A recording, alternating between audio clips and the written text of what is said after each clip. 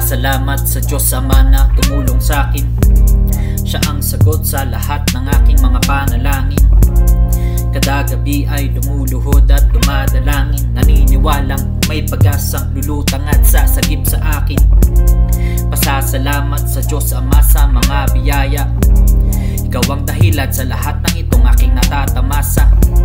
Sa mga panahong ako'y tila bubot at wala pa, salamat binuhos mo sa aking lubos lahat ng iyong mga pagpapala. Tila hindi ko makita ang bawat akbang para bang madilim.